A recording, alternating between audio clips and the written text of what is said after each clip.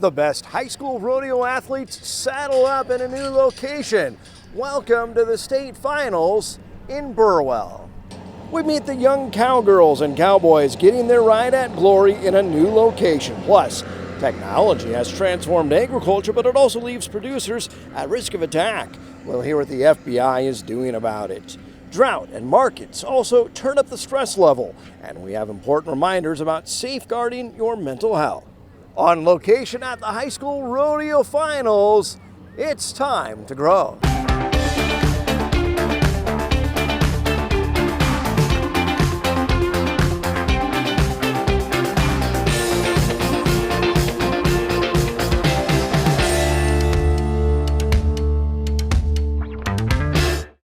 The FBI warns farmers and ranchers may be under attack. Welcome to NTV's Grow. Cyber attacks on grain co-ops and packing plants are on the rise. That's a key concern, but not the only one. Federal agents say the next threat is China stealing American innovation. The third area of concern is terrorism. Fourth, bioterrorism and the introduction of livestock and crop disease. There we go. The modern tractor is stuffed with technology, sending data to the cloud. The FBI is concerned what that could do in the hands of criminals, terrorists, or adversaries. China could steal American innovation and use it to compete against our farmers or mine data on millions of acres and manipulate markets. If they start to know what our supply issues are, what resources we need, they can start to impact those. The FBI reaches out to the heartland. First time we've ever done sort of an agricultural threat symposium. Partnering with Nebraska Farm Bureau. The FBI is kind of maybe not the first thing that pops in your mind that you should call. Corn and hog farmer Mark McHarg points to the cyber attack on meat giant JBS. The company paid $11 million in ransom to end the siege, but not without damage. 1 or 2 days, like you said, Steve, really sent ripples. I mean, my goodness, can you think about a week or 2 weeks? But we are vulnerable, but that's the reason I think we need to be partnering with the FBI. We've got these bad actors out there that we need to come in and we need to find out who's doing it and figure out how to protect ourselves. One challenge, the decentralized nature of agriculture. Nebraska alone has more than 75,000 farmers. Many of them probably don't lock their pickups, let alone their data. It's hard to duplicate on a mass scale for every farm, every ranch, every feedlot. An attack doesn't have to be widespread to have massive impact. McHarg worries about malware being used to shut down even a few tractors. They just have to start a little bit of fear or thinking that we can't trust the equipment. Such an attack could have big economic consequences. The FBI says that's why they're partnering with the egg community, saying food security is national security. If you don't know where to start, federal agents say a good place is ensuring you have all your software up to date. Make sure to install those updates. Also, multi-factor authentication is another way to keep hackers at bay. And Governor Jim Pillen disclosed Pillen Family Farms was hit as well back in 2020. Our family got hit the week before COVID hit. So you talk about sobering. Everything we had, our entire genetic database was shut down. We couldn't make feed. We couldn't move. We couldn't do anything. So I think when you just think about how sobering, because of how reliant we are on technology, I think I don't know very much. I'm not a technology-oriented person, but I certainly understand the reliance and how critical the security and the work is. Expanding broadband to rural areas. Nebraska Farm Bureau partnering with SpaceX for high-speed internet access. Farm Bureau's president says SpaceX's Starlink program will bring a variety of benefits to the state and will not only help expand access to broadband, but will also speed the process of bringing that service to rural areas.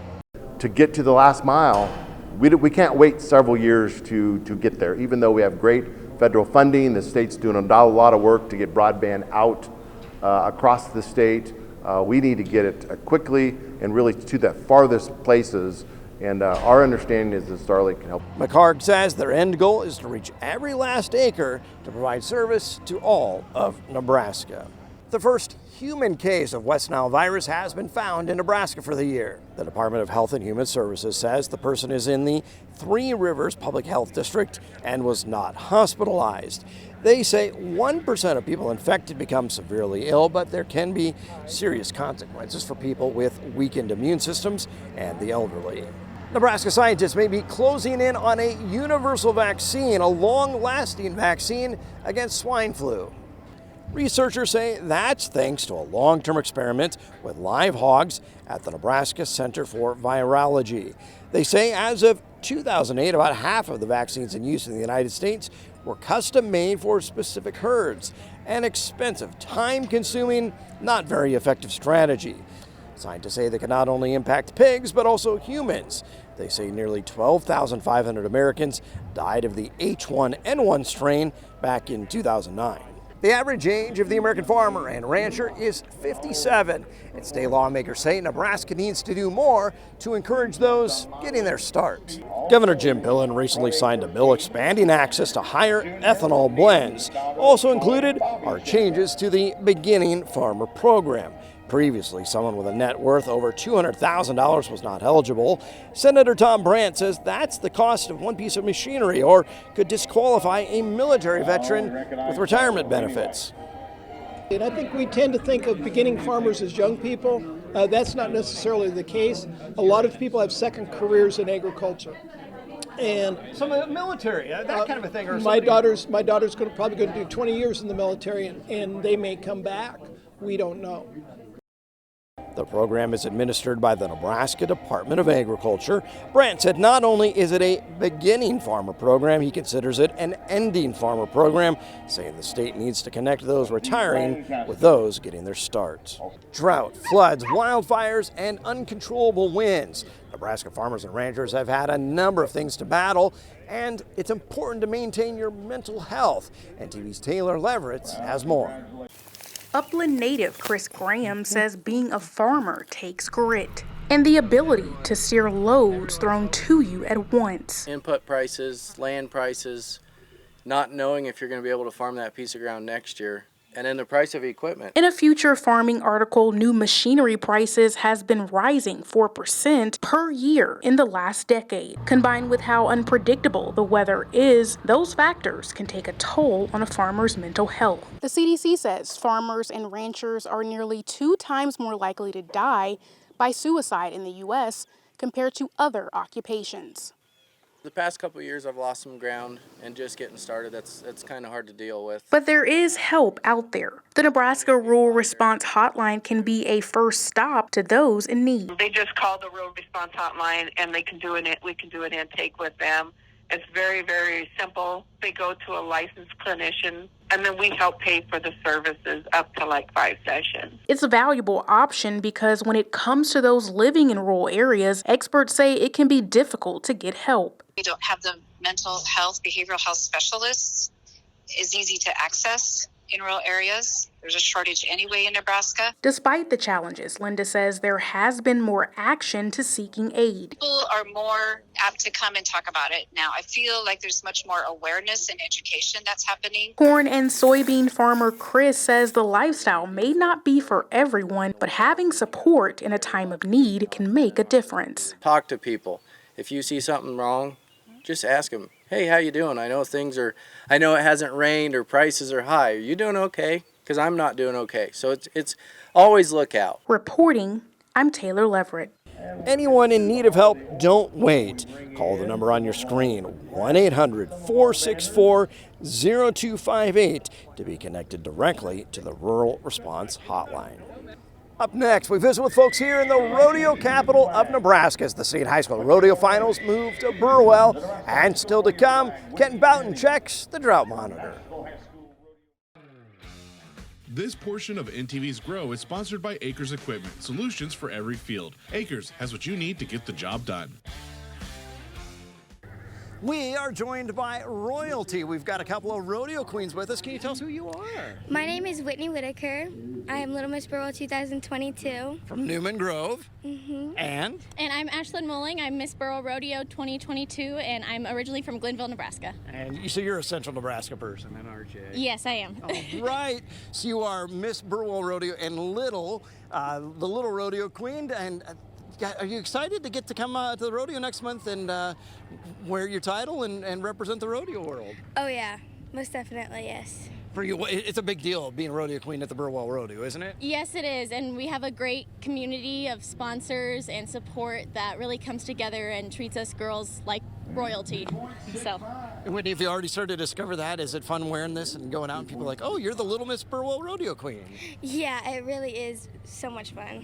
Awesome. And rodeo certainly has its roots in agriculture, and you were telling me before we got started here, you work in the world of agriculture. Tell folks what you do. Yep, so I'm a licensed veterinary technician at a mixed animal practice, so I get to see agriculture and livestock from every aspect. And certainly when we talk about agriculture and rodeo, Burwell Rodeo has a special place in a lot of people's hearts, doesn't it? Yes, it does. This year we'll be celebrating our 102nd year, so we're really excited. Have you been to the Burwell Rodeo before? Is it a big deal? I have been to the Burwell Rodeo since as long as I can remember, and it is a huge deal. It's fun, and they had a little windstorm, and we had to fix some things up around here last year, but they joined the Rodeo Hall of Fame last year. Now they've added the high school rodeo. It's just a fun place to be, isn't it? Yes. And it's just, there's a lot of history here, and you just kind of have to pinch yourself that you get to be part of that. Yes, for sure. It's, we're deep-rooted in agriculture and rodeo, and so many great rodeo legends have been able to grace this ground, and I'm excited to see the future of PRCA cowboys and cowgirls compete here today. All right, well, thank you guys, and we'll look forward to seeing you at the end of July. Yep. Thank you. All right, thank you. Speaking of Ord, Michaela, you're from Ord, and you're also the high school rodeo president for the year. Moving the rodeos, I'm sure a little controversial. A lot of people loved Hastings, but, being here on these grounds, there's a lot of history here to talk about, isn't there? Yeah, definitely. It's such a legendary, with so many different people, especially in the pro rodeo, that have been through and making time records, holding arena records. Us as contestants just got to be grateful that we're here able to compete on such a legendary ground. Just for you guys, do you hope that the kids kind of understand that this is a big deal to be here, and hopefully you'll be competing here in the future as well? I hope so. We kind of explained it last night, the importance of knowing kind of some of the legends like Larry Mahan, Jim Shoulders, and even local, Nebraska champions like Dean. There's a new staging area for acts at Nebraska Land Days. The $1.35 million project received $625,000 from the Nebraska Department of Economic Development and Shovel-Ready Capital Recovery and Investment Act. The department says the 11-day festival has more than $22 million economic impact on Lincoln County. In the numbers released by Husker Harvest Days, they say 500 exhibitors and 100,000 attendees spend an average of more than $100 on a hotel. It's estimated visitors spend more than $60 a day on food and transportation. The 3-day annual show starts September 12th. Our Grow Weather Outlook is next, and still to come, much more from the high school rodeo finals in Burwell. NTV's Grow Weather is sponsored by Acres Equipment, solutions for every field. Acres has what you need to get the job done.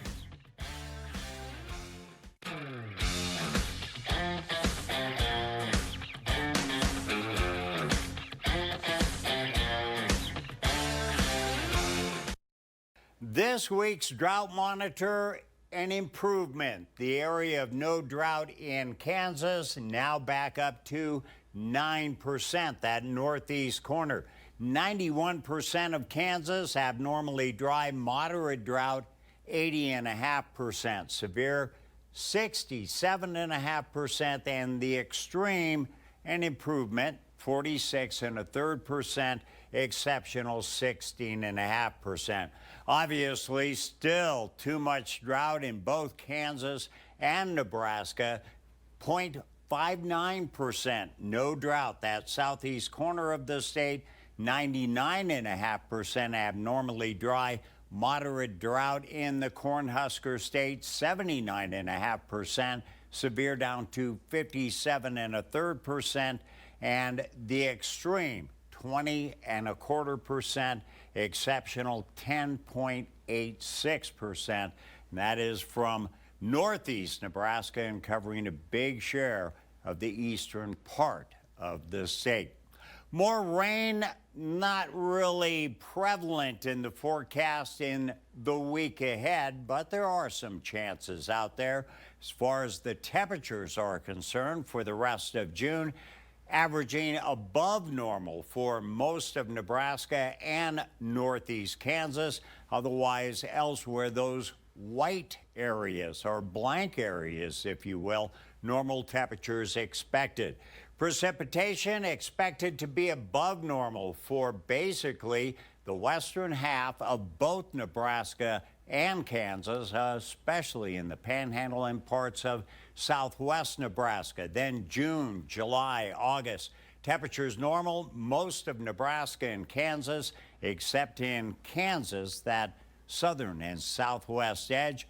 Moisture-wise, rain especially above normal southeast Nebraska and roughly the eastern 25% of Kansas. Otherwise, normal precipitation for the next 3 months. Well, pretty normal as far as the forecast is concerned.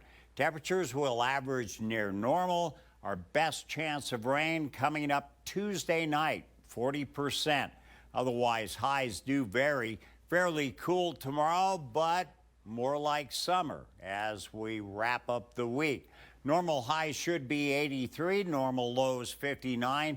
Our average this week, right on track, 84 will be our average high. Our average low will be 56.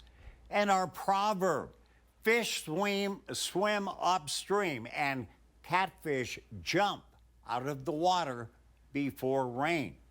And if you're out there fishing, hopefully they also jump on your hook. That is our Grow Report for this week. Join us again next time when once again it will be time to grow.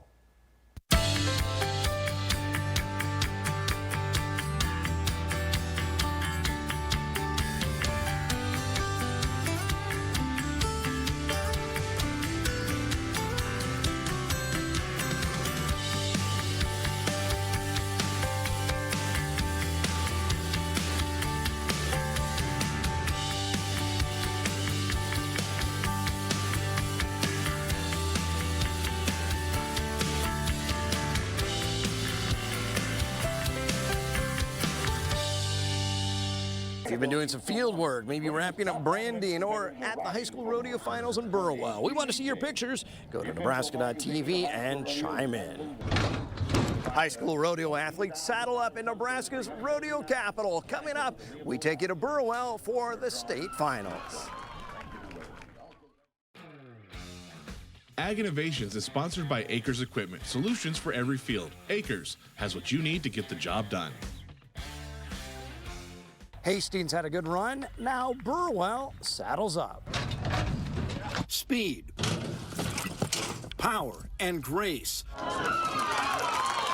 Rodeo athletes live for the rush, and Burwell is the beating heart. Legends are made here, and now we kind of need to just, as contestants and high school kids, soak it all in that we get the chance to compete on such legendary arena and just make a name for ourselves. Nebraska's rodeo capital, Burwell now welcomes the high school rodeo finals.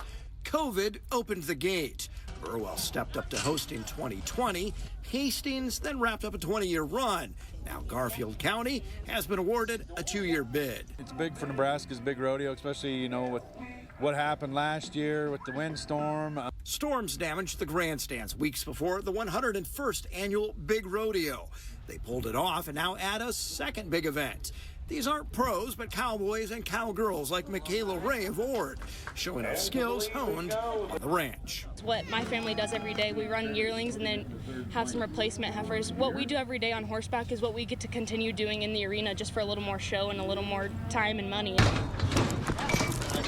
When athlete and horse are in sync, competitors say there's nothing like it. But fortunes can change in a heartbeat. In this sport, you could be a winner one day and then the next you might not win anything, and that's just how it is, and that's why you gotta love to do it. Events include steer wrestling, roping, and barrel racing. they'd probably compete anywhere. But to compete here, the student president of the high school rodeo says there's something special on Nebraska's biggest stage. Truly, Burwell is just such a historic ground. I mean, there's legends been made here. This arena's been around for so long. I think it's just really fortunate that we're able to have it in such a legendary arena for the kids. What a great showcase of these young rodeo competitors. We've had a great time. We'll look forward to seeing you again next time as we see how agriculture makes Nebraska grow.